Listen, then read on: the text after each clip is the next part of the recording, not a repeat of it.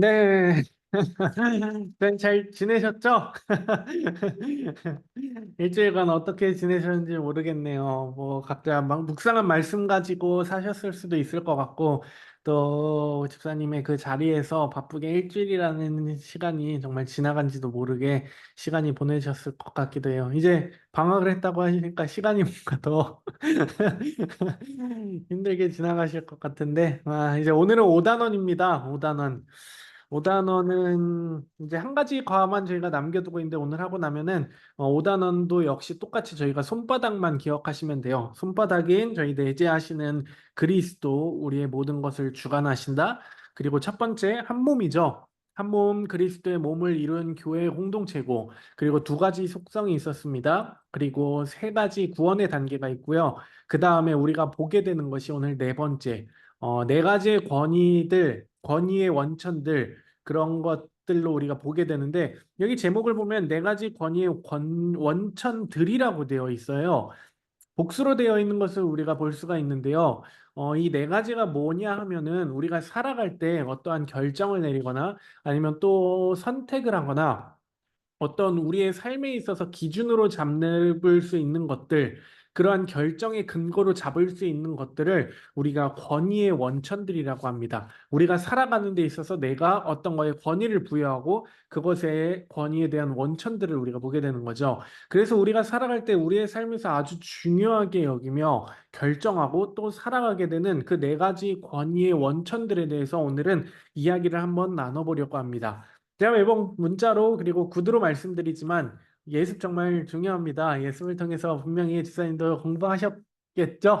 그리고 저와 지금 또 복습하면서 이 시간은 저와 복습하면서 나가는 거라는 것을 기억해 주셨으면 좋겠어요. 제가 혼자 이야기하는 방식이라 조금 아쉽기도 한데 먼저 예습을 해오시고 그리고 복습을 해오시고 그리고 녹화 방송을 지금 들으시는 분들도 또 예습을 다 해오시고 저랑 하는 이 과정은 다 복습이라는 과정이란 걸 좀 기억해 주셨으면 좋겠습니다.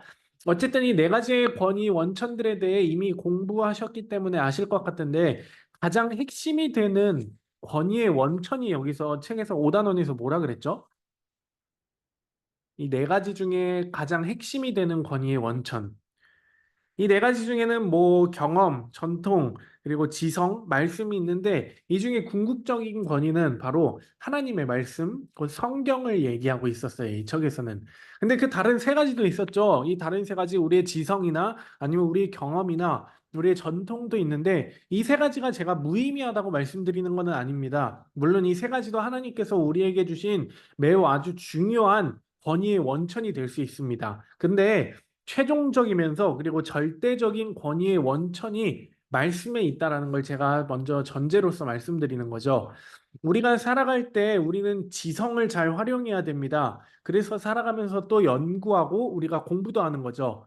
지금 우리가 이 양육, 매일 영적 성장 가이드 5기에 참여하고 있는 것도 어떻게 본다면 우리의 지성의 영역을 굉장히 활발하게 작동시키고 있는 거예요. 동시에 경험 또한 굉장히 중요하죠. 사실 보면 우리의 삶을 경험들이 구성해 간다고 해도 과언이 아닐 것 같아요. 무엇인가를 경험하면 경험의 기억이 축적이 되고 그리고 그 기억의 축적이 우리의 삶의 여러 가지 가치를 형성하고 살아가게 됩니다. 그런 의미에서 경험과 전통도 무시를 하지 못하는 것 같아요. 그래서 이 다른 세 가지가 우리가 살아가는데 전혀 의미가 없고 권위가 없다는 것이 아니라 분명히 권위는 있지만 그 중에서 성경이라는 권위가 가장 궁극적이라는 겁니다. 이러한 권위 간의 충돌이 분명히 우리가 살아가면서 일어날 때가 있는데 무엇이 우리가 더 중요한지 어떤 걸 따라야 하는지에 관해서 이제 5단원에서 우리가 배우게 될 거예요. 그럴 때 우리가 최종적으로 권위를 부여하고 따라가야 될 권위는 바로 성경이라는 것이 된다는 것을 기억하시면서 이 5단원을 시작하시면 좋을 것 같아요. 108페이지입니다. 우리 108페이지 1과인데 한번 중간부터 보도록 할까요? 제가 한번 중간에 있는 말씀 하나 읽어볼게요.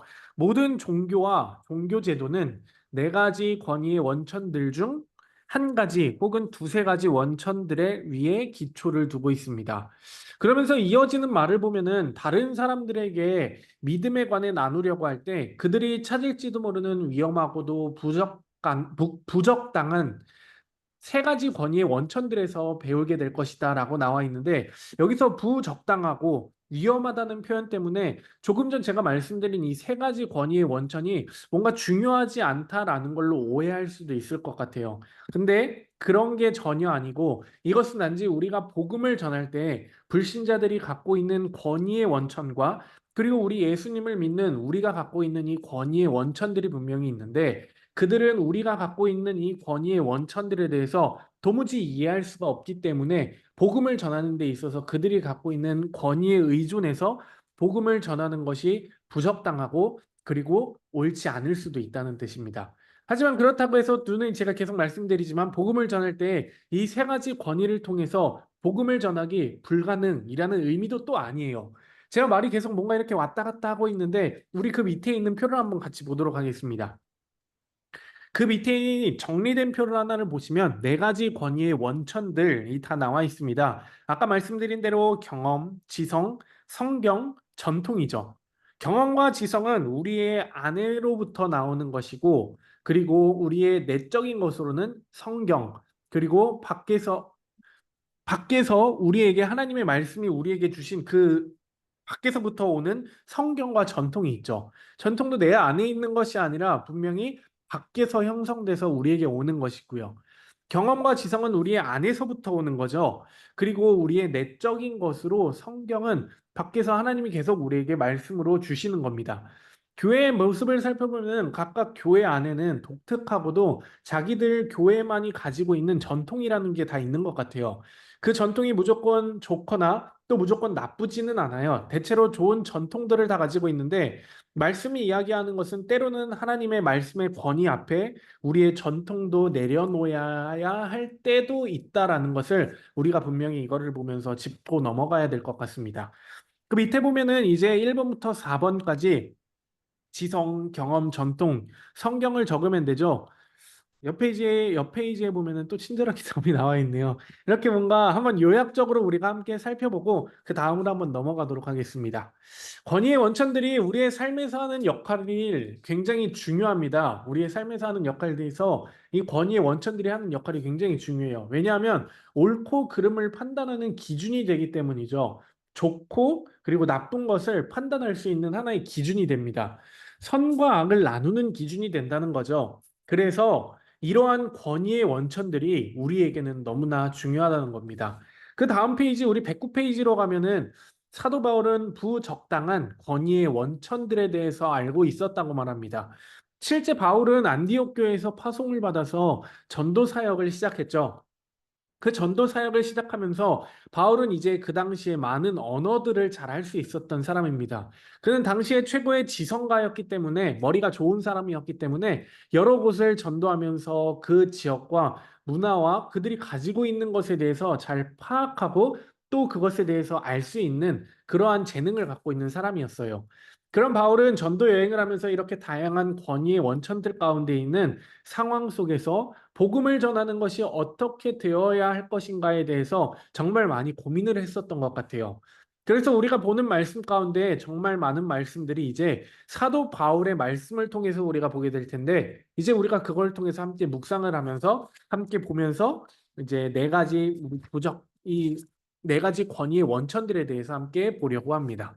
골로새서 2장 1절부터 4절을 읽어보라고 하죠. 선생님 분명히 읽어보셨을 텐데 2절에서 바울은 골로새 그리스도인들이 어떤 한 종류의 부요함에 이르기를 원한다고 했어요. 이게 어떤 종류의 부요함에 대해서 말했었죠? 확실한 이해. 맞아요. 확실한 이해, 완전한 이해력 등등 비슷한 의미라면 다 맞는 말입니다. 여기서 바울은 골로새 교인들이 완전한 이해력을 갖기를 원했습니다. 여기서 뭔가 이해력이라고 한다면 우리의 지성과 관련된 것들이죠. 우리가 무엇인가를 배우거나 깨달을 때 지성으로 우리가 판단을 하게 됩니다. 이성적으로 이게 맞는 건가 하는 것들이 이제 권위의 원천으로서 우리 안에서 작동을 하게 되는 거죠. 또 한편으로는 성경 지식과 그리스도에 관한 지식도 이렇게 지성적인 영역으로 사실은 어느 정도 가지고 있고 필요한 영역인 게 사실입니다. 그래서 바울은 이 완전한 이해력을 고린도 교회 성도들이 다 갖기를 원했어요. 이어서 3절에서 바울은 그리스도 안에 두 가지 보화가 감추어져 있다고 하죠. 그 보화들은 지혜와 지혜와 지식. 지식이었습니다. 네, 맞아요. 지혜와 지식. 그래서 모든 하나님의 형제 자매들이 지혜와 지식과 보화를 갖기를 간절히 원했었던 우리 사도 바울이었습니다. 그리고 4절에 이어서 말하죠.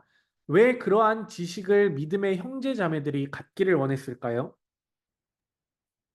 바로 아무도 아무도 내 교묘한 말로 속일 수 없도록 그랬죠. 자칫하면 이 세상의 사람들이 가지고 있는 그 하나님의 말씀에 대한 권위는 인정하지 않고 세상적 권위에서만 살아가고 있는 그러한 비그리스도인과 또 그러한 그릇된 권위의 원천들의 미혹될 위험이 누구에게나 있다는 것을 사도 바울은 알았었기 때문입니다. 그래서 이러한 지식과 믿음을 갖기를 간절히 원했어요. 실제로 우리가 지금 살아가는 사회에서도 여러 가지 이단 사이비들이 진짜 많이 있는데 종류도 진짜 많이 있는데 이들이 가지고 있는 나름의 권위의 원천들이 있어요. 그 사람들도. 근데 그 권위의 원천들과 맞설 만한 그러한 영적인 자신만의 그 권위의 원천을 확실하게 갖고 있지 못할 때 그 이단에 우리는 넘어가게 되는 것입니다. 그래서 사도 바울은 109페이지의 맨 마지막처럼 누가 철학과 속임수로 헛된 속임수로 너희를 노략할까 주의하라 라고 말씀하고 있어요. 오늘 우리가 배우는 이 5단어는 우리가 예수 그리스도를 쫓는다 하고 예수 그리스도를 따른다고 하는 것은 분명한 권위의 원천을 가지고 이러한 다른 것들로부터 허망한 것들 그리고 거짓된 것들의 미혹으로부터 우리를 지켜내기 위해 아주 중요한 것임을 밝히고 있습니다.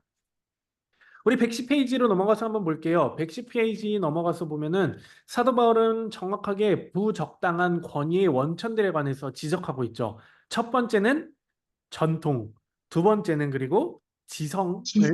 암시하고 있습니다. 네, 중간에 한번 볼까요? 바울이 이러한 부적당한 권위의 원천들로 노략한다라고 말한 것은 세 번역에 보면 속인다라고 말하고 있습니다. 교묘한 말로 속이고 그리고 거짓말인 말로 속이는 것. 그러니까 이러한 다른 권위의 원천들이 우리를 속이는 것으로 우리에게 계속 다가올 수가 있다는 거죠. 그래서 우리는 바른 권위의 원천들에 대해서 충분한 이해와 깨달음과 또 지혜가 있어야 된다는 겁니다. 그 밑에 보면은 우리 이번 주 암송 구절 나옵니다. 그 다음에 고린도전서 2장 14절을 외우라고 쓰라고 나오는데 이 말씀 혹시 외우셨나요?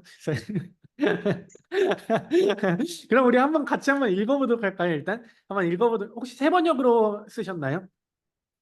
여기 그냥 붙여 네. 있는 걸 아, 여기 뒤에 붙여 있는 걸로 계속하는 하셨구나. 사람은 아, 그렇구나. 네, 알겠습니다. 그럼 붙여 있는 걸로 우리 한번 같이 읽어보도록 하겠습니다. 고린도전서 2장 14절 말씀입니다. 시작.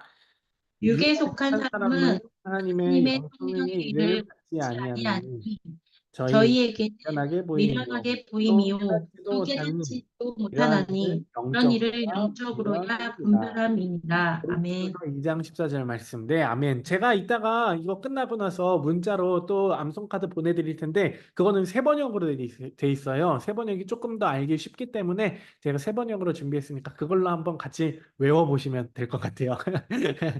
여기에 보면은 이제 자연에 속한 사람 그리고 하나님의 역한 영에 속한 일들이 나오죠. 제가 세 번역으로 한번 다시 한번 읽어드리도록 할게요.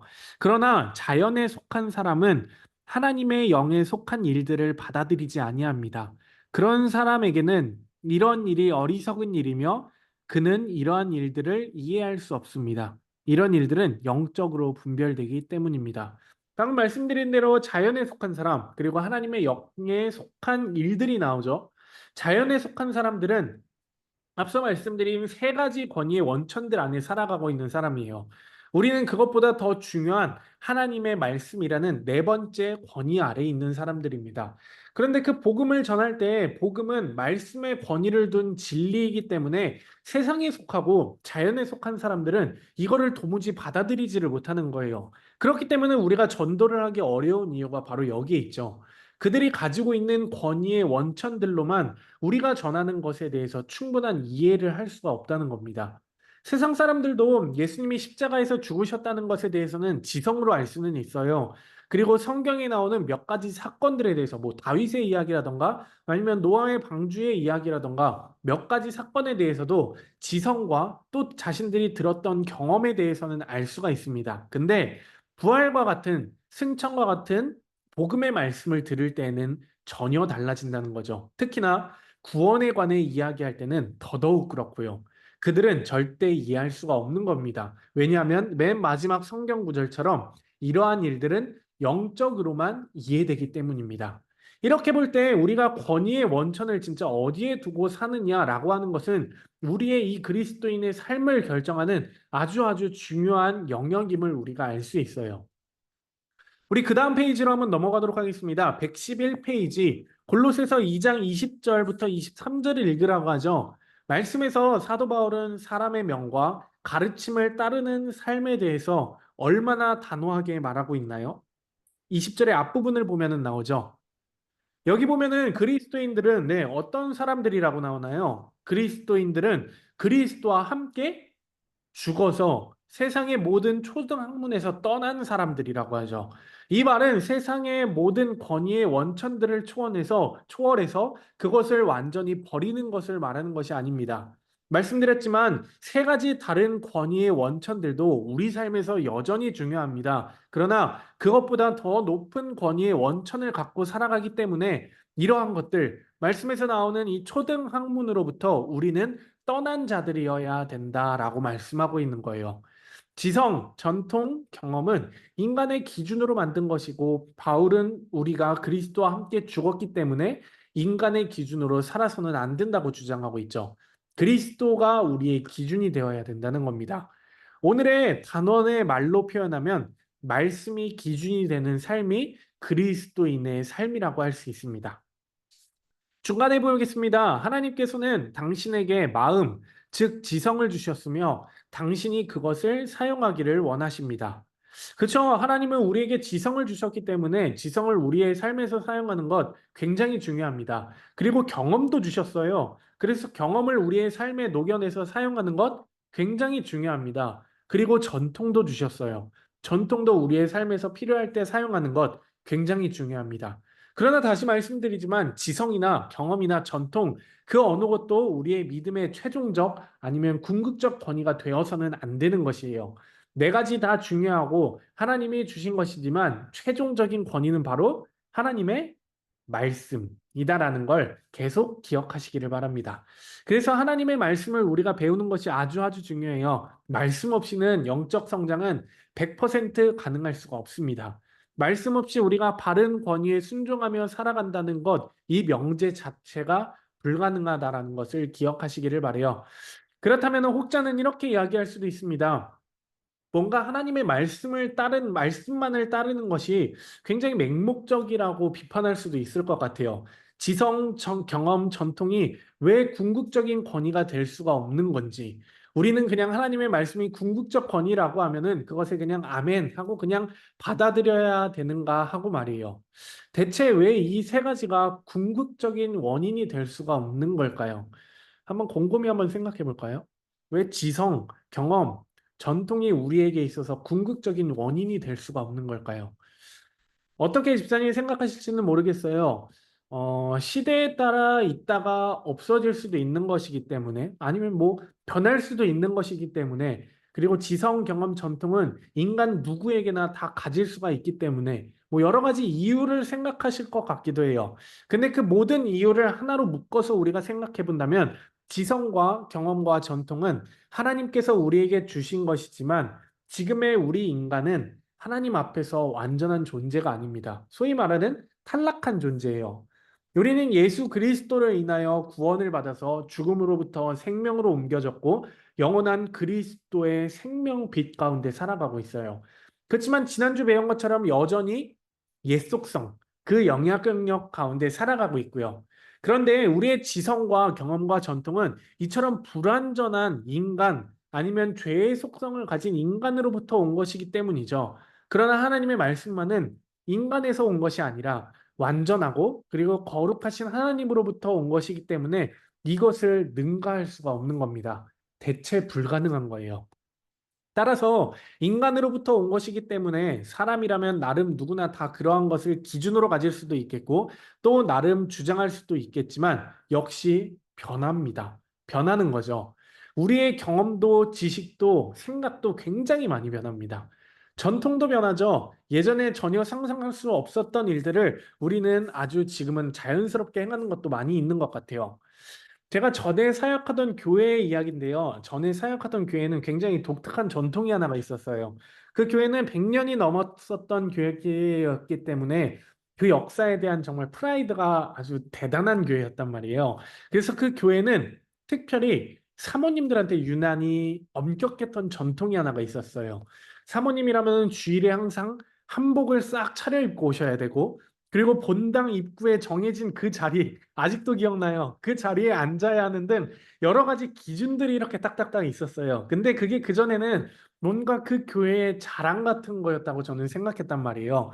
그래서 저도 그 교회에서 어려서부터 자랐기 때문에 거기서 아예 태어날 때부터 모태신앙을 해왔었기 때문에 당연히 저는 그게 그런 건 줄 알았고, 그리고 또 저 스스로도 그게 자랑스러웠고, 그로 인해 오는 여러 가지 교회의 좋은 점을 바라보면서 신앙생활을 해왔습니다. 근데 이게 교회 전통이 나빠서가 아니라 제가 신앙생활을 하다 보니까 특히 동숙교회를 오고 나서 보니까 다른 전통도 좋은 것들이 많이 있다라는 것을 이제 제가 보게 된 거죠. 그런 것들을 보면은 이제 교회 안에 있는 전통도 새로 오신 분들에게 그 전통을 억지로 우리가 끼워 맞춰 가려는 것이 아니라 정말 성경이 말하는 거짓된 것이 아니라면 얼마든지 우리가 받아들일 수 있고 환영할 수 있는 그 분위기가 된다면 우리가 또 그렇게 만들어 나갈 수가 있다는 거예요. 그렇게 새로운 전통도 우리가 새롭게 교회 안에서도 세워 나갈 수가 있는 거죠. 이렇게 본다면 전통 역시 말씀보다 더 완전하거나 영원하다고 할 수 없는 것임을 우리가 알 수 있는 것 같습니다. 그래서 우리가 최종적인 권위를 말씀에 둔다라고 하는 것은 정말 아주 아주 중요한 그러한 권위의 원천이 되는 것이라고 우리는 볼 수가 있겠습니다. 이제 우리가 네 가지 전통에 대해서 보게 될 텐데요. 이과인데요. 네가 이과죠. 그쵸? 112페이지 지성과 전통에 대해서 우리가 함께 보게 될 텐데 우리 한번 보도록 할게요. 112페이지. 우리가 지성이나 논리를 우리의 최종적 권위로 사용하고자 하는 것은 우리의 삶에서 우리 자신을 하나님으로 삼고 있다는 사실을 드러내는 것입니다. 이게 무슨 말이냐면 쉽게 말해서 소위 교만이라고 할 수 있는 거예요. 사람의 지성과 논리를 말씀보다 더 위에 우선을 둘 때 이것은 자칫하면 자신의 교만에 빠질 수가 있어요. 물론 비그리스도인들에게는 이것이 가장 최종적인 권위겠죠. 또 많이 배운 사람들, 그리고 높은 학위가 있는 사람들, 자기의 분야에서 어떤 저명한 사람들이라면 대단한 권위를 가지고 있겠죠. 그러나 우리의 믿음의 삶에서 있어서는 이것이 하나님보다 더 위로 올라갈 수는 없다고 말합니다. 말씀으로 나를 판단하느냐, 아니면 내 이성과 지성으로 말씀을 판단하느냐, 이 두 가지로 해석하면 조금 더 쉽게 다가갈 수 있을 거예요. 말씀으로 나 스스로를 판단하느냐, 아니면 나의 이성과 지성으로 말씀을 내가 판단하려고 하느냐. 이성과 지성으로 말씀을 본다면 논리적으로는 정확합니다. 논리적으로는 다 맞는 말이 뭐 분명히 나올 수가 있겠죠. 그러나 말씀은 우리의 인간의 논리만으로 이해할 수 없는 것들이 너무나 많아서 우리 이것이 지성이 권위가 될 수가 있다는 거죠. 그래서 지성이라는 권위의 틀에 갇혀버리게 되면 말씀이라고 하는 더 큰 세계의 권위를 보지 못하게 되는 거예요.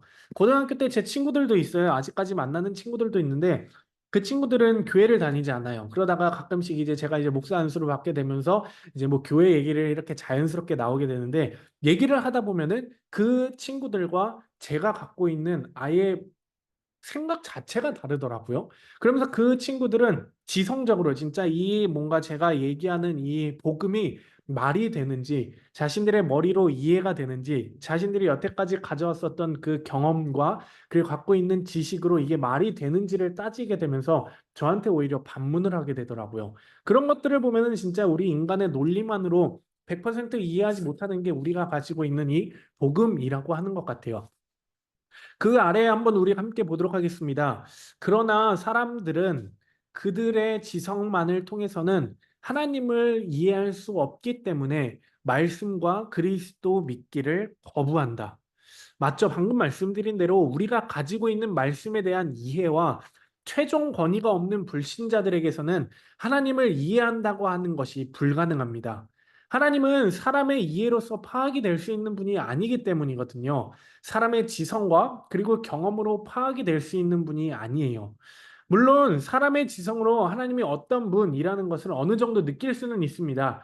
또 성경을 읽으면서 지성으로 우리는 하나님에 대해서 어느 정도 이해하고 또 각자 하나님에 대해서 생각은 할 수 있어요. 그러나 하나님이 어떤 분이신가를 온전히 지성만으로는 파악을 할 수가 없습니다.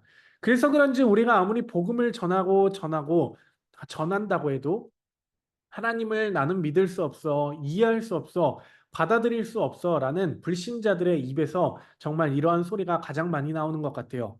불신자들이 이야기할 때 사랑의 하나님이라면 대체 어떻게 이 세상에 고난이라는 것이 있게 하는지라는 이야기를 많이 해요. 그리고 성경을 조금 읽은 불신자라면 구약에 나타난 이 벌하시는 하나님을 이유를 많이 들면서 어떻게 신이 그렇게 자신들이 사랑하는 그 백성들에게 벌을 내릴 수 있냐고 정말 많이 반문을 하기도 합니다. 당연하죠. 이 또한 그 사람들은 이해할 수가 없습니다. 어떻게 우리의 지성으로 그러한 하나님을 다 이해할 수가 있겠어요? 우리의 생각으로 이해가 되지가 않는데.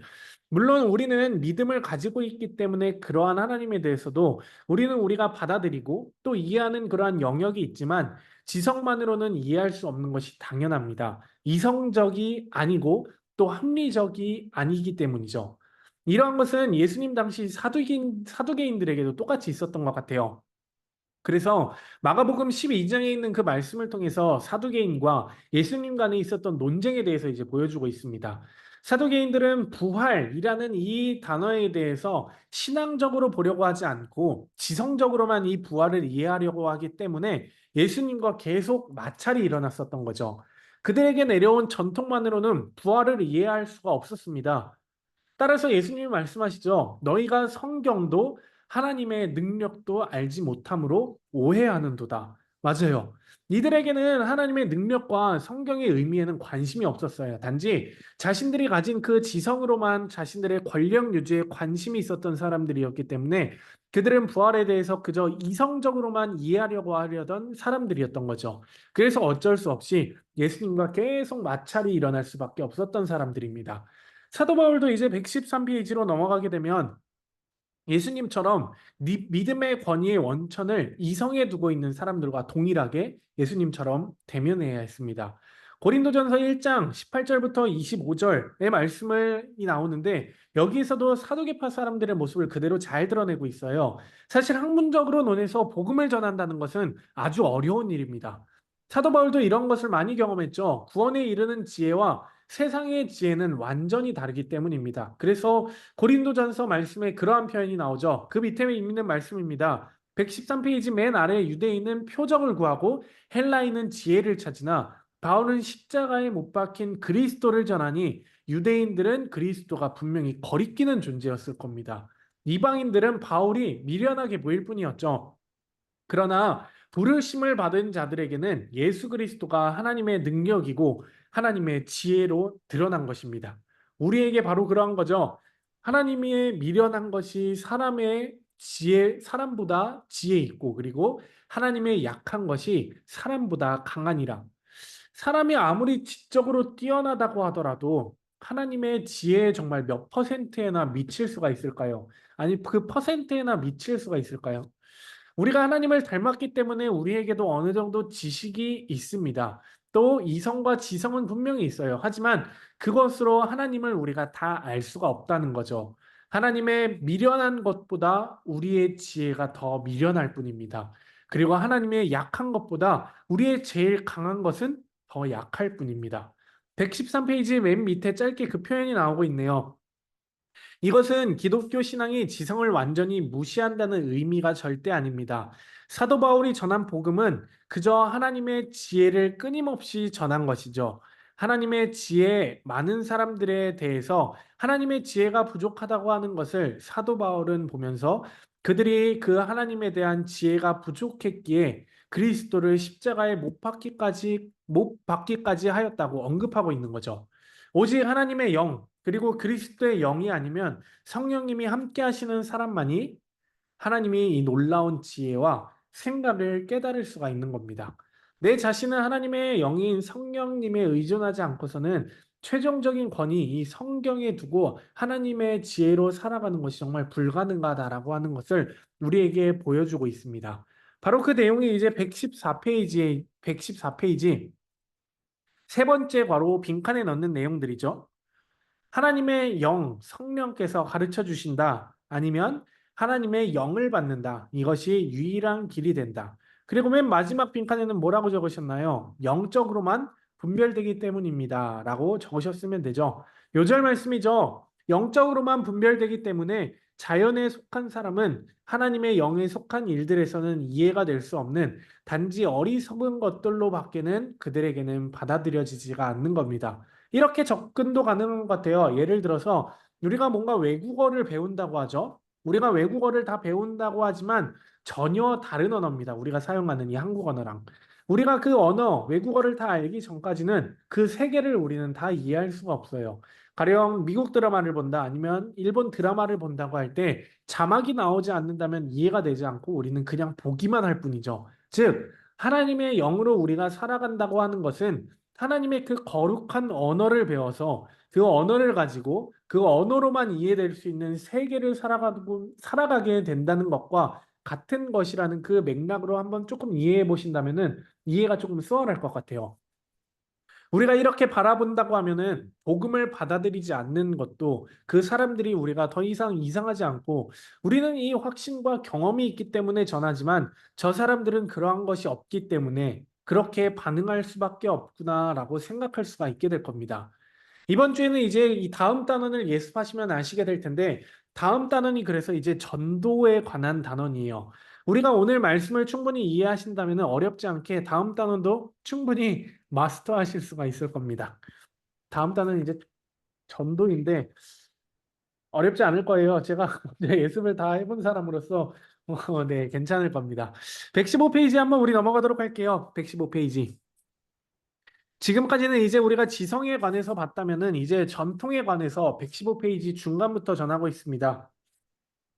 전통이란 과거의 어떤 사람일 수도 있고 집단이 될 수도 있고 또 그로부터 오는 교훈이나 습관이나 의식이 계속되어져야 한다고 받아들여져서 이게 계속 이어지게 된 거죠.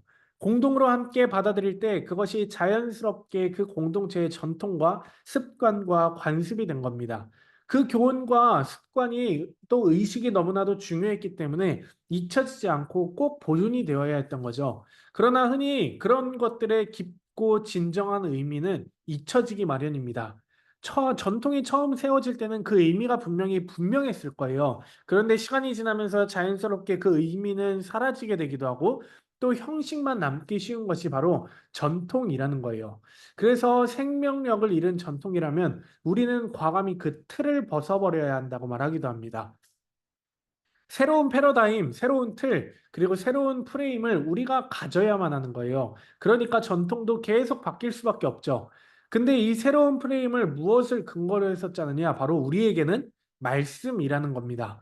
말씀이 우리의 권위의 원천이기 때문에 말씀을 통해서 새로운 틀을 짜고 새로운 전통을 만들어가게 되는 거죠. 마태복음 15장 1절부터 9절을 읽으라고 하는데 우리가 정말 잘 아는 말씀이죠. 부모 공경에 관한 말씀인데 그 당시에 바리새파 사람들이 함께 등장하게 됩니다. 바리새파 사람들은 말씀을 어떻게 잘 지킬까 하는 게 그들에게 있어서 최고의 관심사였어요. 맨날 살아가면서 그들은 말씀을 항상 옆에 끼고 살았기 때문에 어떻게 본다면은 문제가 없이 말씀을 잘 따르려는 굉장히 좋은 사람들이 바리새파 사람들이었습니다. 근데 여기서 문제는 뭐냐면 말씀을 그렇게 정말 이 사람들이 잘 지키려고 그것을 율법화하다 보니까 그 사람들이 율법주의가 된 것이 그들에게 가장 큰 문제가 되고 예수님 또한 그것을 지적한 거죠. 그래서 자신들만 율법주의에 빠졌으면 이게 괜찮은데 이제 그 율법주의로 다른 사람들을 판단하게 되는 겁니다. 그래서 다른 사람들을 정죄하고 너 이 말씀 안 지켰어? 너 그러면 이 죄인 아니야? 라고 그렇게 사람들을 정죄하고 또 말씀을 지키지 않는 사람들을 멸시하고 그러한 잘못된 태도를 이제 예수님은 그것을 지적하신 거예요. 여기서 부모 공경도 마찬가지죠. 부모 공경 너무나도 중요한 것입니다. 십계명에 나오는 아주 중요한 계명입니다. 근데 이 바리새파 사람들이 이것을 이제 그 당시에 잘못 적용한 거죠. 어떤 말씀이냐 하면은 그들의 전통에는 이 부모 공경이라는 단어가 원래는 부모님께 재물을 드린다. 부모님께 어떠한 재물, 돈을 드린다라는 의미였다 그래요. 이게 바로 그 당시에 공경이라는 의미였는데 이게 우리말로 공경이라는 단어로 정말 아주 성경에서는 잘 번역을 해주었어요. 실제로 부모님께 돈을 드린다는 것이 그 당시에 부모 공경을 의미했습니다. 근데 바리새파 사람들이 이 부모 공경에 대해서 어떻게 그들의 전통을 세우느냐 하면 부모님께 드리는 거는 좋은데 내가 이거를 이제 하나님께 대신 드렸다고 하면서 하나님께 드리지 않아도 된다는 것이 그들의 전통이 된 거예요. 내가 부모님께 드렸어. 이게 하나님께 드린 거야. 그러니까 나는 이제 하나님께 헌금을 하지 않아도 돼. 라고 하면서 그들에게 이게 전통이 되어버린 거예요. 하지만 예수님은 그게 아니란 거죠. 하나님께 드릴 것은 하나님께 분명히 드리고 또 부모 공경을 위해 드릴 것은 부모님께 드리는 것이 주님의 진짜 말씀이었습니다. 그러니까 실제 삶에서 말씀을 지킨다라고 하는 것이 바로 한 이런 것이다라는 것을 예수님께서는 바리새파 사람들에게 보여줬던 거죠. 그래서 바리새파 사람들과 계속 부딪히게 되는 겁니다. 그들이 전통에 사로잡혀 있을 때 예수님은 진정한 말씀의 순종이 무엇인가를 보여줬던 거죠. 말과 형식에만 갇혀 있고 그리고 마음이 없으면 결국 하나님과도 멀어진다라는 것을 이야기하고 싶었던 예수님의 말씀을 대신해서 제가 지금 조금 말씀드렸는데 우리 115페이지 맨 아래 빈칸을 한번 보도록 할게요. 115페이지. 이사야서의 예언을 당시 자신의 말로 한번 요약해 보십시오. 여기에 보면 이제 이사야서를 인용하시죠. 그 예언의 말씀을 보면은 이제 나름대로 저는 이 말씀을 보면서 뭐라고 인용을 했냐면 바리새인들처럼 형식에 사로잡히게 되어 있으면 결국 마음이 떠나게 되고 마음이 떠나게 되면 하나님과도 멀어지는 것이다. 그렇기 때문에 부모 공경에 대한 마음이 떠났다면 그것은 동시에 하나님에 대한 공경도 마음도 떠난 것이다라고 저는 적어 보았어요. 사람에게 한 것이 부모에게 한 것이 곧 하나님에게 한 것이다라고 하는 거죠. 진정한 순종이 무엇인가라는 것에 대해서 우리에게 보여주고 있는 것 같아요. 이제 우리 여기서 지금 우리에게 계속 보여주려는 그 초점이 뭐냐면 전통이 아무리 좋다고 하더라도 지금 본 것처럼 전통이라는 것이 완전할 수가 없다, 완벽할 수가 없다라는 것을 우리에게 계속 전해주고 있습니다. 116페이지를 보면은 책에서 정확하게 우리에게 물어보네요. 전통이 사람들을 구원할 수가 있습니까? 라고 물어보죠. 116페이지입니다. 전통이 사람들을 구원할 수가 있습니까? 아니죠. 구원할 수가 없죠. 그러면서 베드로전서 1장 18절에 말씀하고 있습니다. 여러분은 조상으로부터 물려받은 여러분의 헛된 생활 방식에서 해방되었습니다. 그 물려받은 헛된 생활 방식이 바로 전통이라는 겁니다. 그러니까 예수 그리스도를 믿을 때에는 그릇된 전통으로부터 또한 자유로워진다라는 것을 우리는 알 수가 있어요. 그렇다면 아까 말씀드린 것과 비교한다면 그리스도인이 된다는 것은 지성을 넘어선 것, 그리고 두 번째로 전통을 넘어선 것이다라는 것이 바로 그리스도인이 된다라는 것을 기억하시면서 이 과를 마무리하시면 될 것 같아요. 지성과 전통 우리 한번 살펴봤고요. 이제 삶과는 경험입니다. 가장 먼저 삶과 118페이지 신명기 13장 1절부터 4절을 보도록 하고 있는데요. 여기에서 보면은 예언자나 꿈으로 점치는 사람들의 경험을 시험해 보는 것에 관해서 이렇게 나와 있어요. 너희 중에 선지자나 꿈꾸는 자가 일어나 이적과 기사를 보일 때 다른 신들을 우리가 따라 섬기자 말할지라도 너희는 그렇게 그 말을 따르지 말아라 라고 말씀합니다. 여기서 바로 거짓 선지자인 게 드러나게 되는 겁니다. 이스라엘 백성들이 가나안 땅에 들어가서 가장 큰 유혹을 받은 것이 바로 경험이라는 것이었어요. 왜 그런 거 하냐면은 가나안 땅의 온갖 토착 우상들을 섬기는 예배 방식이 너무나도 경험적이었었기 때문에 그래요. 이스라엘 백성들에게는 너무나도 들어가서 본 이 예배 방식이 강렬했습니다. 불을 피우고 심지어는 자기 자녀를 불에 태워서 바치는 그러한 제사까지 그 사람들을 드리고 있었죠. 이게 단지 우리의 생각에는 어떻게 자신의 자녀를 불에 태워드려 라고 생각했을 수도 있는데 그게 아니라 이 사람들은 엄청난 이 영적인 열광과 그리고 엄청난 그 경험 가운데 자녀를 불에 던지면서 느끼는 그 종교적 경험을 그들이 거부하지를 못했었던 거예요. 여호와 하나님의 신앙은 기본적으로 말씀이 핵심이에요. 그들이 출애굽했을 때 하나님께서 주신 것은 시내산에서 말씀을 주신 거였어요. 말씀으로 분명히 이스라엘 백성들을 세우셨죠. 그런데 그들이 가나안 땅에서 들어가서 부딪힌 것은 강렬한 경험에 의한 이방 제사와 이방 신들을 이스라엘 백성들이 버리지 못했었던 겁니다. 경험이라는 것이 정말 강렬하게 그들에게 다가갔었던 거예요. 하지만 이 경험이라는 것이 아까 말씀드렸지만 전부 다 나쁜 것이 아닙니다. 우리가 신앙생활을 하면서 경험하는 거 굉장히 중요합니다. 어쩔 때는 이 경험이 우리를 꽉 지켜줄 수도 있어요. 내가 어떠한 하나님의 놀라운 경험을 했었기 때문에 또 나를 치료해 주신 그 경험, 그리고 우리가 그러한 경험이 있기 때문에 우리의 믿음이 조금 더 견고하게 세워지고 그러한 확신 가운데 거하게 된 것이 분명히 우리 가운데 있을 수도 있습니다. 그런 경험이 우리에게 있어서 굉장히 중요해요. 근데 그 경험조차도 말씀을 능가하는 것이 아니다라는 겁니다. 그래서 우리가 그러한 경험과 그런 경험을 추구하는 것에 빠지게 되면은 가장 중요한 영역을 놓치기가 쉬워요. 그래서 이 구약 시대 때부터는 아주 중요한 문제였습니다. 이게 118페이지 밑에 보면은 골로새서 2장 18, 19절에서 나타나 있던 천사 숭배에 관한 문제도 엄청났습니다. 사실 사도 바울도 영적으로 엄청난 체험을 했던 사람이었기 때문에 바울이 가서 항상 기도하고 교회를 세우고 목회를 세우는 곳에 엄청난 그러한 경험적인 일들이 일어나기도 했어요.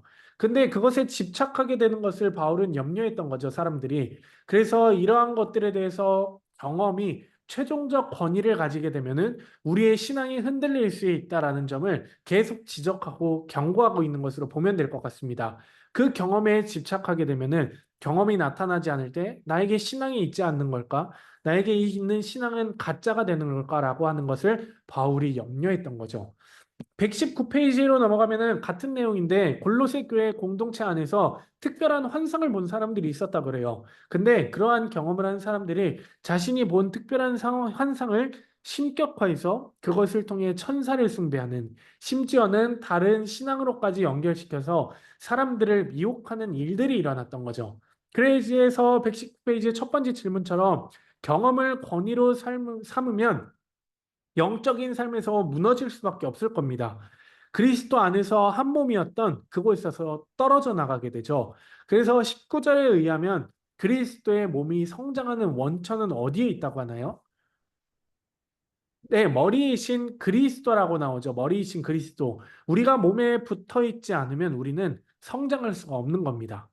우리 120페이지로 한번 넘어가도록 하겠습니다. 여기에는 마태복음 17장에 대한 내용이 나오는데 어떤 내용이었는지 기억을 하시는지 모르겠습니다. 예수님이 제자들과 함께 베드로, 야고보, 요한과 함께 변화산이라는 곳에서 일어난 일을 담고 있죠. 근데 베드로후서 1장 19절에서 21절을 보면 자신이 이때 경험한 내용을 베드로가 말씀에 적고 있습니다. 먼저 마태복음에는 이렇게 기록하고 있네요. 베드로를 보고 엘리야를 보고 또 예수님을 보면서 엄청난 이제 환상을 보게 되니까 베드로가 우리가 여기에 집을 짓고 영원히 살자라고 말을 합니다. 정말 얼마나 황홀한 경험이었으면 여기에 집을 짓고 살자고까지 하는지 정말 좀 가늠이 되지 않는 것 같아요. 근데 이러한 경험을 한 베드로인데 베드로는 베드로후서에서 이것보다 더 확실한 게 있다고 말씀하죠. 그건 바로 이 모든 것을 기록한 하나님의 말씀이 자신의 그 엄청난 체험보다 더 믿을 만한 것이라고 사도 베드로가 말하고 있습니다. 그러니까 그만큼 베드로는 정말 자신이 할 수 있는 엄청난 경험을 다 해봤지만 하나님의 말씀이 진정한 권위의 원천이 된다는 것을 너무나 잘 알고 있었던 사람이었던 것 같아요. 거기 첫 번째 우리 요절 말씀이죠. 고린도전서 2장 14절의 말씀인데 우리 한번 다시 한번 읽어보도록 하겠습니다. 네, 한번 우리 첫 번째 요절 말씀인데 다시 한번 외워보도록 할게요. 시작. 육에 속한 육에 사람은 사람은 하나님의 성령의 하나님의 일을 받지 성령의 일을 받지 아니하나니 아니하니 저희에게는 미련하게 저희에게는 보이니요 미련하게 또 보이며 깨닫지도 못하니 깨닫지 이러한 일은 못하니는 영적으로야 영적으로야 분별함이니라. 네, 고린도전 2장 14절 말씀입니다. 네, 네. 맞아요.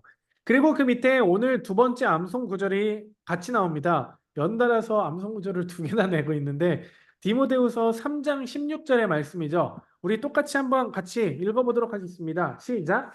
모든 모든 성경은 성경은 하나님의 하나님의 감동으로 된 감동으로 된 것으로 것으로 교훈과 교훈과 책망과 책망과 관계함과 반성과 의로 교육하기에 교육하기에 유익하니 유익하니 디모데후서 3장 디모데후서 3장 16절 16절 말씀. 아멘. 네. 네, 잘 외우셨습니다. 계속 반복하신다면 어렵지 않게 이 말씀도 외우실 것 같다라는 생각이 드는데, 우리 120페이지, 121페이지 중간입니다.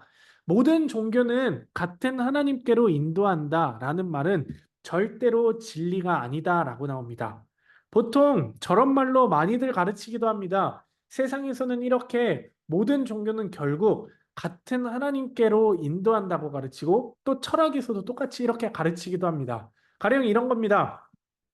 여기에 한 봉우리가 있는데 기독교는 그 봉우리로 올라가는 이쪽 길이고 그리고 불교는 이쪽 길이고 또 뭐 이슬람교는 이쪽 길이고 유교는 이쪽 길이고 여러 가지 이렇게 길이 있는데 결국 한 봉우리 우리가 바라보는 거는 하나라고 그렇게 이야기하는 거예요. 언뜻 보면은 이게 굉장히 논리적인 것 같기도 하고 뭐 그렇게 보이기도 하는데 절대로 아닙니다, 이게. 왜 그럴까요? 그 사람들이 주장하는 것은 어느 종교든 결국 진리는 같기 때문에 길이 다른 것뿐이지 같은 곳으로 인도한다라고 믿는 거예요. 근데 그게 우리들에게는 이성적으로는 논리적으로 받아들여져요. 그러나 우리에게는 절대 그렇지 않습니다. 왜냐하면 세상이 말하는 진리와 예수 그리스도가 말하는 진리는 전혀 다른 것이기 때문이죠. 우리는 예수 그리스도 한 분만이 진리고요. 그리고 하나님의 말씀이 최종 진리입니다. 그리고 그 세상의 모든 진리는 하나님으로의 말씀으로부터 나온 것일 뿐, 우리 그리스도를 유일한 진리로 인정하지 않는 것들은 우리에게 있어서는 참된 진리가 될 수가 없어요.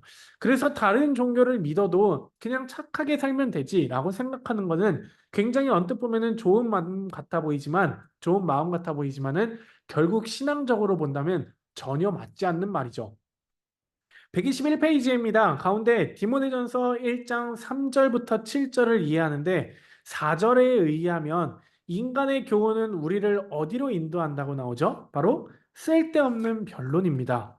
따라서 우리가 세상 사람들과 예수 그리스도를 놓고 변론하는 것은 그렇게 유익하지 못합니다. 왜냐하면 말씀드렸다시피 그들은 하나님의 영에 속한 일들을 분별할 수가 없어요. 우리는 하나님의 영에 속한 일들을 영의 눈으로 보고 그리고 믿고 받아들이지만 그들은 전혀 아니기 때문이죠. 그렇다면 반면에 하나님께서 인도하시는 참된 교훈은 어디로 인도합니까? 청결한 마음과 맞아요. 청결한 마음, 깨끗한 마음과 선한 양심과 거짓 없는 찢어 믿음에서 우러나오는 물론 사랑을 불러일으킨다라고 말하죠. 하나님의 말씀이 우리에게 이와 같은 일을 일으킨다는 겁니다. 우리의 마음을 깨끗하게 하고 선한 양심을 갖게 하고 거짓 없게 함으로 우리를 하나님께로 인도한다라는 것보다 더 중요한 권위의 원천은 우리에게 있을 수가 없는 겁니다. 그래서 페이지를 넘겨서 122페이지 위에서도 디모데가 든든한 믿음의 기초 위에 서는 것은 오직 말씀 위에서이다. 네, 말씀 위에서. 말씀은 변치 않는 유일한 진리, 하나님의 구원의 진리이기 때문이죠. 네, 맞습니다. 자, 그렇다면 이제 우리 마지막 남은 두 장, 4장과 5장을 보게 되는데, 우리 이제 여기서는 우리 성경을 보게 될 겁니다. 성경이 정말 그만큼 중요하니까 두 개의 과에 이렇게 나눠서 하게 되는 것 같아요. 우리 사과 한번 살펴보도록 하겠습니다. 사과.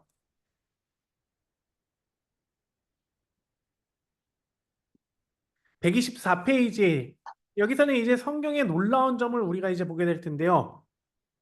구약을 보통 옛 약속, 신약을 새로운 약속이라고 하면서 구약에서 뭔가 약속해준 이 말씀이 굉장히 많은 걸 우리는 성경을 통해 보게 됩니다. 우리는 보통 이거를 소위 말해서 예언이라고 하죠. 근데 특별히 예언 가운데 가장 핵심적인 약속은 무슨 약속일까요? 바로 메시아의 오심에 관한 약속이 구약에 굉장히 많이 나타나 있습니다. 구절을 그걸 다 따지라고 하면 어느 구절을 이 약속으로 보느냐에 따라서 300개부터 6,000개가 넘는 걸로 차이는 있겠지만 어찌되었든 이 수백 개 넘는 구절이 예수님의 오심에 관해 메시아에 관한 예언의 말씀을 구약에서 다루고 있습니다. 그 중에서는 이제 여기서는 미가서 2장 5절과 마태복음 2장 1절부터 6절을 보게 되는데 한번 먼저 보도록 하겠습니다. 여기서 보면 미가서 5장 2절에서 구세주가 어디에서 나실 것이라고 예언되어 있나요? 유대 땅 베들레헴 네, 맞아요. 거기입니다. 그런데 예수님은 신약 마태복음 2장을 보니까 실제로 또 베들레헴에서 베들레헴 태어나셨죠. 구약과 신약의 일치, 이거는 우연의 일치가 절대 아닙니다. 이제 우리는 한번 이사야의 말씀을 한번 보도록 하겠습니다. 책을 보니까 이사야서에 예언된 말씀이 쭉 나와 있는데 이것과 그 밑에 보면은 요한복음, 마태복음에 나오는 말씀을 서로 연결해 주고 있습니다. 이사야에서 이렇게 예언됐는데 실제로 복음서에 보니까 그 예언이 그대로 이루어졌다는 증거를 우리에게 보여주고 있는 거죠. 정말로 그래서 그 옆에 이루어진 것을 한번 써보라고 했죠. 그 답은 아주 친절하게 127페이지에 나와 있다고 하니까 그냥 그거를 보고 베껴 쓰시면 될 것 같네요. 굳이 제가 하나하나 볼 거는 없을 것 같아요. 우리는 이미 이거를 다 믿고 있기는 하지만 정말 이 성경이 놀랍다는 것을 우리에게 한 번 더 이야기해주고 싶은 그 책의 간절한 마음을 함께 우리가 다시 한번 느끼게 되는 것 같아요. 예수님이 베들레헴에 태어나지 않으셨는데 마태가 베들레헴에 태어난다고 일부러 이 미가서의 예언을 알고 이루게 하려고 거짓으로 기록한 것 같지는 않아요. 거짓으로 기록되었다면 아마 지금까지 남아있지 못했기 때문이죠. 왜냐하면 지금의 세월 동안 말씀을 거부하는 사람들이 정말 많았고 기독교 신앙에 반대하는 사람들이 정말 많이 있었는데 그 사람들이 성경, 이 말씀이 거짓이라는 것을 얼마나 많이 드러내려고 애썼겠어요. 근데 그 어느 것 하나도 거짓임을 밝혀낼 수가 없었기 때문에 지금 우리에게도 이 말씀이 전해지고 있는 겁니다. 우리는 이러한 것들을 보면서 정말 이 말씀이라는 것은 하나님의 말씀일 수밖에 없다라는 것을 가만히 인정할 수밖에 없죠. 그래서 125페이지에 보면은 이사야서가 기록된 것이 보통 650년 전후 이렇게 이게 보고 있는데 예수님이 오시기 전 기원전 650년 전에 그 이사야의 예언이 수백 년 후에 그대로 이루어졌다고 하는 것이 놀라운 일이라고 하는 것이에요. 어찌되었든 좌우지간에 성경의 그 하나하나 구약의 말씀들이 신약에 성취된 것을 볼 수가 있는데 우리가 이미 이것을 다 믿고 있으니까 굳이 다 볼 필요는 없을 테지만 이처럼 우리는 구약의 모든 예언은 예수 그리스도의 이름 안에서 성취되었다라고 하는 것을 확신할 수가 있습니다. 그러므로 우리는 자연스럽게 성경은 우리에게 유일한 권위를 가질 수 있다는 것을 인정할 수밖에 없어요. 하나님의 살아있는 말씀이기 때문에 어느 것 하나도 거짓이 없기 때문에 모든 말씀을 다 성취되었기 때문입니다.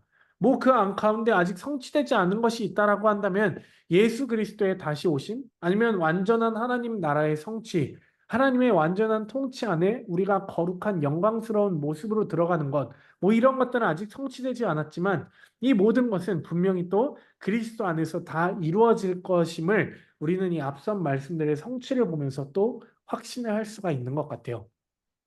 125페이지 맨 밑에 보면은 디모데후서 3장 4절부터 17절을 한번 읽어보라고 합니다. 특히 15절을 주의해서 보라고 되어 있는데 읽어보셨죠? 여기서 보면은 디모데가 이 권위의 원천인 하나님의 말씀을 어떻게 알게 되었는가를 보여주고 있어요. 그래서 126페이지에 가서 보면은 언제부터 공부했다고 우리 나오나요? 어려서부터. 네, 맞아요. 어려서부터였죠. 근데 어려서부터 성경을 공부하며 성경이 구원에 이르는 지혜를 줄 수 있다라는 것을 깨달았어요. 그러므로 디모데후서 3장 14절에서 바울은 디모데에게 분명히 권면합니다. 배워서 굳게 믿는 진리 안에 머무르라. 배우고 확신하라. 그러기에 우리가 말씀을 배우고 확신하는 것은 이렇게 중요한 겁니다. 그렇다면 진리를 공부하는 것과 머무는 것에는 어떤 차이가 있나요? 이거는 정확히 네, 답은 나오지 않았는데 한번 분명히 적어보셨을 것 같아요. 지금 우리가 하고 있는 거, 이 매형가를 공부하는 건 우리가 진리를 공부하는 걸까요? 아니면 진리 안에 머무는 걸까요? 사실 정답은 없어요. 이게 뭔가 정답은 없는데 뭔가 저는 이렇게 생각해 봤어요. 공부하는 것은 그냥 지식이라고 생각한다면 지식 안에 머무는 것은 지혜라고 생각이 들더라고요. 흔히 우리가 지혜라는 것을 말할 때 삶과 연결된 것을 지혜라고 말합니다.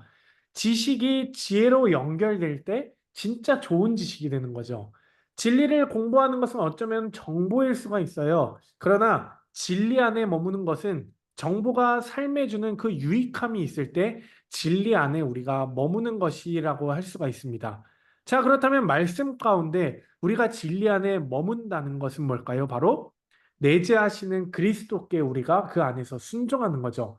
쌓인 우리가 지식으로 끝나는 것이 아니라 그 지식의 교훈에 구체적으로 우리가 순종하는 것을 말합니다. 그렇기 때문에 우리가 지금 이 매형과 공부하는 것은 진리를 공부하는 것이 될 수가 있을 거고 그리고 우리가 이것을 삶 가운데 녹여내는 것, 삶 가운데 보여주는 것이 우리가 진리 안에 머무는 것이라고 생각을 할 수가 있을 것 같네요. 디모데후서 3장 16절 오늘 요절 말씀이죠. 모든 성경은 하나님의 영감으로 된 것으로 교훈과 책망과 바르게 함과 의로 교육하기에 유익합니다. 책에서 우리를 과대평가하는지는 모르겠는데 성경책을 보지 않고서도 무슨 말씀이 쓰여져 있는지 알아야 한다고 하네요. 그 정도의 수준까지 우리의 수준이 끌어올려지기를 간절히 바라게 되네요, 저도. 여기 말씀에는 어떤 유익한 것들을 설명하고 있나요? 바로 교훈과 책망과 바르게 함과 의로 교육하기에 유익하다라는 이 네 가지가 여기 다 들어가 있죠. 영감으로 되었다라고 하는 뜻은 무엇으로 되어 있나요? 책을 보니까 숨을 불어넣는다라고 설명합니다. 하나님이 우주 만물을 지으시고 사람을 지으셨을 때 흙으로 빚으시고 후 하고 생기를 불어넣으셨을 때 바로 그때의 숨, 그 숨입니다. 그렇게 생명, 살아있는 사람을 만드신 것처럼 바로 말씀을 통해 하나님의 영감이 들어있다라고 하는 것을 말하고 있어요. 근데 여기서 17절이 굉장히 중요합니다. 하나님의 사랑으로 어떻게 유능하게 하며 혹은 온전하게 하며 라고 되어 있는데 어떤 의미는 원래 의미는 무엇인가를 할 수 있는 아주 유능한 사람이 되게 한다는 겁니다. 하나님의 사람을 유능하게 하고 또 선한 일을 할 수 있게 한다는 것으로 우리가 그러한 뜻으로 해석을 할 수가 있겠네요. 바로 이렇게 가능하게 하는 것이 바로 하나님의 말씀이고 성경이라고 말씀합니다. 진짜 중요하죠. 그래서 우리는 이 말씀을 우리의 것으로 만들기 위해 암송이 너무나도 중요한 것이라는 것을 우리는 다시금 한번 이 책이 강조하고 있는 것 같아요. 우리 마지막 5과로 한번 다시금 넘어가도록 하겠습니다. 5과 마지막 과. 128페이지인데요. 128페이지 성경은 지혜이고 영원한 의의 원천이라고 말하고 있습니다.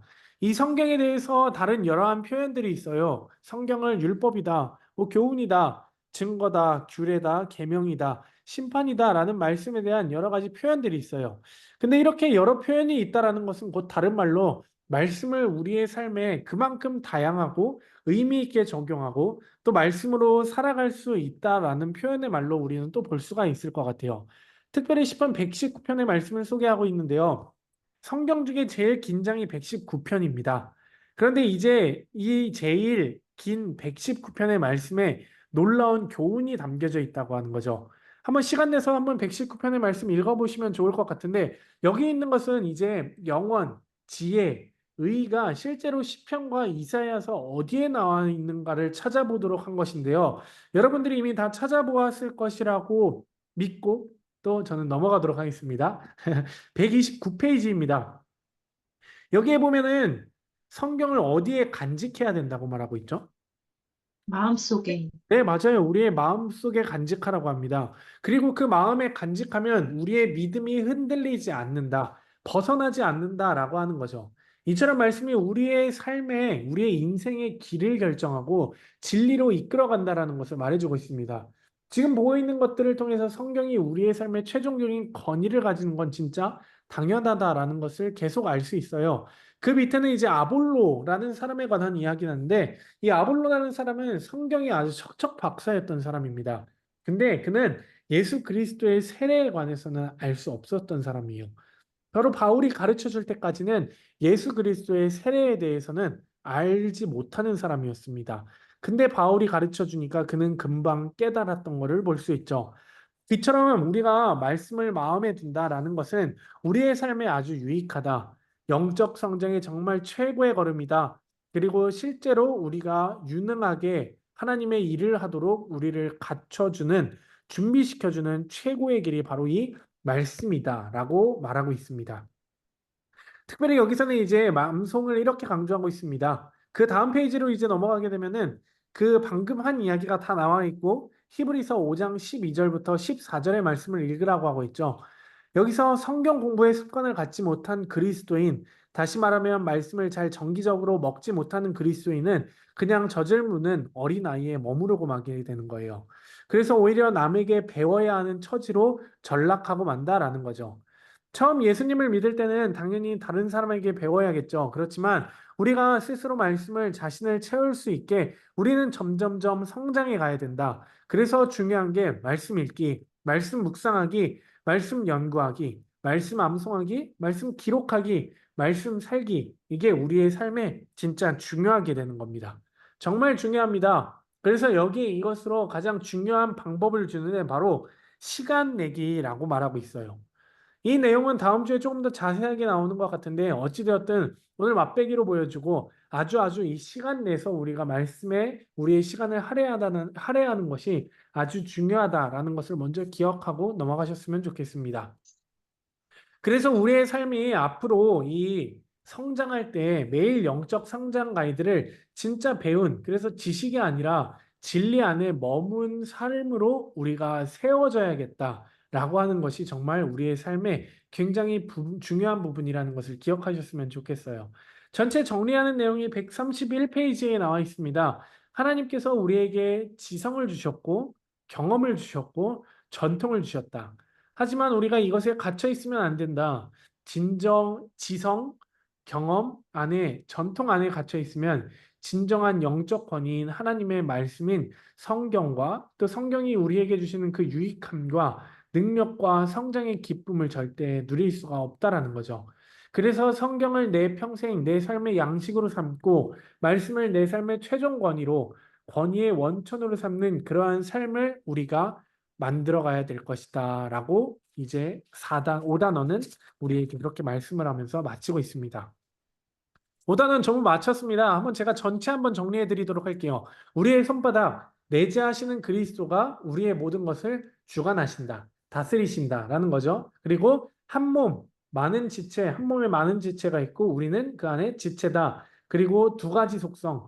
우리에게는 어떤 게 있죠? 옛 속성과 새 속성이 있는데 우리는 새로운 피조물이 되었기 때문에 옛 속성이 우리를 잡아먹지는 못하지만 옛 속성을 통해 사탄이 우리를 자꾸 넘어뜨리려고 한다. 그리고 세 가지 구원의 단계. 시간적으로는 지난주에 배운 거죠. 과거, 현재, 미래의 단계죠. 질적으로는 시작, 그 다음에는 성장, 그리고 완성이라고 볼 수 있어요. 지금 우리는 어디에 있죠? 현재 단계에 있습니다. 그리고 완성이라는 것을 나아가는 그 성장의 단계에 우리는 있는 거예요.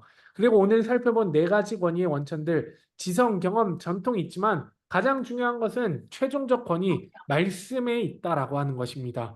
따라서 우리는 그 말씀을 어떻게 내 삶에 머무르게 하는 삶으로 나아갈 수 있을 것인가 고민해야 되고 우리가 결단하기에 달려 있다라고 우리는 5단원까지 배웠습니다. 매일매일 짧게 정말 짧게 15분씩이라도 우리가 묵상을 하게 된다면 그게 우리에게 습관이 된다면 진짜 달라지게 될 거예요. 담임 목사님이 올려주시는 그 말씀 매일 말씀 묵상 10분에서 한 15분 정도 되는데 그것을 통해서 하루에 시작하는 것도 굉장히 중요하고요. 정말 성경에 대해서 우리가 깊어지게 될 거고 그리고 깊어진 만큼 우리의 삶이 그 능력의 삶으로 하나님 앞에 쓰임을 받으리라고 저는 생각합니다. 마지막 수료 선물을 두고 뭔가 묵상을 하실 수 있는 뭔가 그러한 도움이 될 만한 것으로 선물을 드려야 될까라는 생각을 제가 지금 5단원을 하면서 생각이 들기도 하는데 어찌되었든 간에 마지막까지 우리가 조금 더 힘을 내시고 또 그렇게 되시기를 제가 기도를 옆에서 같이 하도록 하겠습니다. 온라인으로 들으시는 모든 분들도 정말 조금만 더 힘내시고 바쁜 상황일지라도 함께 이 양육에 꾸준히 참여해 주셔서 정말 너무나 감사를 드립니다. 네, 그러면 5단은 저희 마무리했는데요. 혹시 입수님 뭐 궁금하신 부분이나 뭐 말씀하실 거 있으시면 편하게 말씀해 주세요. 네, 알겠습니다. 언제든 뭐 또 묵상하시거나 그러실 때 궁금한 거 있으면 저한테 연락 주세요. 제가 되는 대로 편하게 말씀해 드릴 테니까 언제든지 편하게 연락 주셔도 될 것 같습니다. 오늘은 1시간 조금 더 넘게 했네요, 시간이. 1대1 과외하는 느낌이 이런 건가 봐요. 많은 분들이 있는데 이렇게 고개를 들어서 이렇게 화면을 보면 집사님밖에 안 계시니까 진짜 과외하는 느낌이 드네요, 이게. 감사합니다, 집사님 바쁘신데도 이렇게 나와주셔서. 아이고, 제가 기도하고 그럼 마무리하도록 할게요. 기도하겠습니다. 사랑과 은혜가 풍성하신 하나님 아버지, 저희들을 사랑하여 주셔서 자녀된 권세를 주시고 또한 저희들을 늘 주님의 말씀으로 살게 하여 주시니 너무나도 감사를 드립니다. 저희들이 이 말씀의 공급을 통하여서 새 생명으로서 주님의 그 자녀로서 삶을 풍성히 누릴 수 있도록 주님 우리를 지켜주시옵소서. 마지막 그 양육의 날까지 주님께서 우리를 친히 인도하여 주셔서 힘 주시고 붙들어 주시고 더욱 주님과 함께 가까이 가는 매일 영적 성장 가이드 5기가 되도록 주님께서 우리와 함께하여 주시옵소서. 오늘 이 하루도 주님과 언제나 동행하는 하루가 되게 하실 줄 믿사옵고 이 모든 말씀 사랑이 많으신 예수 그리스도의 이름으로 기도드렸습니다. 아멘. 아멘. 감사합니다. 감사합니다. 네, 식사 맛있게 식사 하세요. 맛있게 네, 하세요. 감사합니다. 네.